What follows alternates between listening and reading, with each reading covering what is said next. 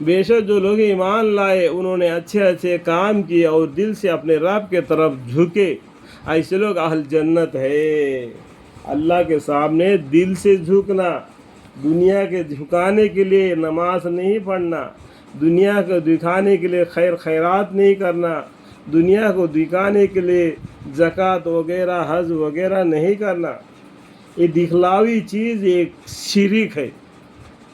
دکھلاؤ کے کام کرے گا وہ شرک ہے، جو دل سے جو کرے گا وہ ایمان ہے۔ سمجھ میں آیا؟ بے شک جو لوگ ایمان لائے اور انہوں نے اچھے اچھے کام کیے اور دل سے اپنے رب کے طرف جھکے، یہ ایسے لوگ اہل جنت ہے اور وہ اس میں ہمیشہ رہا کریں گے۔ دونوں فریق مذکورین مومن و کافر کی حالت ایسے جیسا ایک شخص ہو اندھا بھی اور بہرا بھی۔ اللہ تعالیٰ ایک مثال دے رہے ہیں یہاں پر، ٹھیک ہے؟ دونوں فریق مذکورین مومن کافر میں، دونوں مومن کافر کا بارے میں بولتے ہیں، اس کے اندر ایک کا بارے میں بولتے ہیں کہ حالت ایسی ہے کہ جیسے ایک شخص وہ اندھا ہے، جس کو آنکھ نہیں، وہ دیکھ نہیں سکتا ہے، اور بہرا بھی ہے، اس کو کان سے سنائی بھی نہیں دیتا، اور ایک شخص ہے کہ اور دوسرا اور ایک شخص ہے وہ دیکھتا بھی ہے اور سنتا بھی ہے، جس کو سمجھنا بہت آسان ہے۔ کیا یہ دونوں شخص حالت میں برابر ہے؟ بتاؤ، برابر ہے کیا؟ مومن اور کافر کے بارے میں ایک مثال دیتے ہیں، اندھا اور بہرا، اور دیکھنے والا اور سننے والا، دونوں برابر ہے کیا؟ نہیں نا۔ کیا تم اس تفاوت کو سمجھتے نہیں؟ افلا تذکرون، قرآن کو پڑھ کو سمجھنا، سمجھ کر قرآن کو پڑھنا، یہ بولتے اللہ تعالیٰ افلا تذکرون، سمجھتے نہیں؟ اور ہم نے نوح علیہ السلام کو ان کی قوم کے پاس رسول بنا کر یہ پیغامبر دے کر بھیجا کہ تم اللہ کی سوا کسی اور کی عبادت مت کرنا۔ نوح علیہ السلام آدم علیہ السلام کے بعد میں بہت زمانے کے بعد میں دنیا میں نوح علیہ السلام آئے، اور ان کو قوم کو ڈرانے کے لیے اللہ کی طرف سے میں رسول بن کر بھیجا ہوں، تمہیں شرک کر کے کہاں الٹے چلے جا رہے ہو، تو ایک اللہ کی عبادت کرو کر کے تکلیف کر کے دین اسلام کو پھیلانے کے لیے یہ سب جتنے بھی پیغمبر دنیا میں آئے سب اسلامی تھے، مومنی تھے، مسلمان تھے۔ اللہ نے دین اسلام کی قبول کر دیا، ٹھیک ہے، کہ تم اللہ کے سوا کسی اور کی عبادت مت کرنا، میں تم کو اور صورت عبادت غیر اللہ کے صاف صاف ڈراتا ہوں، ارے شرک سے ڈراتا ہوں۔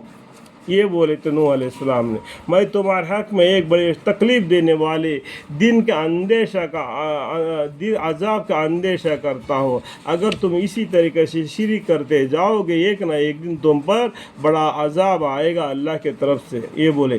ان کی قوم میں جو کافی سردار تھے وہ جواب میں کہنے لگے کہ ہم تو تم کو اپنے ہی جیسا آدمی دیکھتے ہیں، اور تمہارے اتباع انہی لوگوں نے کیا ہے جو ہمیں بالکل ذلیل اور جن کی عقل اکثر خفیف ہوتی ہے، پھر وہ اتباع بھی محض سرسری رائے سے ہوئی ہے، اور ہم تم لوگوں میں یعنی تم میں اور مسلمانوں میں کوئی بات اپنے سے زیادہ بھی نہیں پاتے، بلکہ ہم تم کو بالکل جھوٹا سمجھتے ہیں۔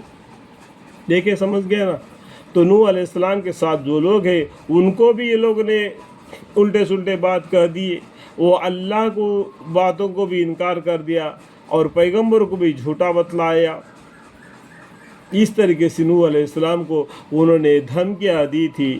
نوح علیہ السلام نے فرمایا کہ اے میری قوم، بھلا یہ تو بتلاؤ کہ اگر میں اپنے رب کی جانب سے دلیل پر قائم ہوں جس سے میری نبوت ثابت ہوتی ہے، اور اس نے کا مطلب کہ اللہ تعالیٰ نے مجھے کو اپنے پاس سے رحمت یعنی نبوت عطا فرمائی ہے۔ دیکھو اس نے کا مطلب کیا ہوتا ہے یہاں پر، اللہ تعالیٰ، اور اللہ تعالیٰ نے مجھے یعنی نوح علیہ السلام کو اپنے پاس سے رحمت یعنی نبوت عطا فرمائی ہے۔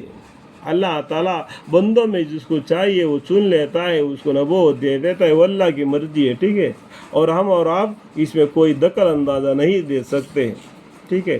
پھر نبوت یا اس کی تحجت تم کو نہ سوچتی ہو تو میں کیا کروں، مجبور ہوں، کیا ہم اس دعائے یا دلیل کو تمہارے گلے مٹا دے؟ اور تم یہ گلے مٹا دے. دیکھو یہاں پر کیا بولتے ہیں, یہ دلیل کو کیا اتنا سمجھانے کے بعد میں نہیں تم سمجھتے ہو تو میں کیا کروں, مجبور ہوں. کیا ہم اس دعوی یا دلیل کو تمہارے گلے مٹا دے اور تم اس نفرت کے چلے جاؤ, اس سے نفرت کرتے ہوئے چلے جاؤ. اور اتباع اور زیادہ فرمائی کہ اے میری قوم, میں تم سے اس تبلیغ پر کچھ مال نہیں مانگتا. دیکھو پیغمبر نے کیا بولے, اس قرآن جو زمانے میں نازل ہو گئے وہ پیغمبر اس کو لوگوں کے سامنے پڑھ کر دین کی طرف دعوت دیتے ہیں, اس سے کوئی مال نہیں مانگتے. یہ پیغمبر صلی اللہ علیہ وسلم نے یہ قرآن کو نازل ہو گیا, لوگوں کو قرآن کے طرف دعوت دیا, کوئی پیسہ مانگا ہے کیا بتاؤ؟ نہیں نا. یہ قرآن اللہ کے طرف سے نازل ہوگا, اس کا اندر ایک حرف بھی چھوٹنا نہیں چاہیے. سب کا سب دنیا والوں کو بتلا دو. اگر ایک آیت بھی آپ نے نہیں بتلایا تو پورا قرآن نہیں بتلایا. یہ پیغمبر صلی اللہ علیہ وسلم دنیا نہیں کمانا چاہتے, دین اسلام کو بلند کرنا چاہتے. میرے وعدہ تو صرف اللہ کا ذمہ ہے, اور میں تو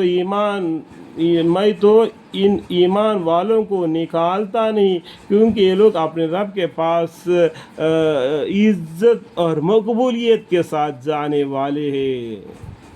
دیکھو کون ہے جو ایمان لائے, وہ لوگ اللہ کے پاس ایسے جائیں گے عزت اور مقبولیت کے ساتھ جانے والے ہیں. لیکن واقعہ میں تم لوگوں کو دیکھتا ہوں کہ خواہ مخواہ کی جہالت کر رہے ہو, یعنی الٹے سلٹے باتیں کر کے دین میں تان جوئی کر رہے ہیں. اللہم اغفر.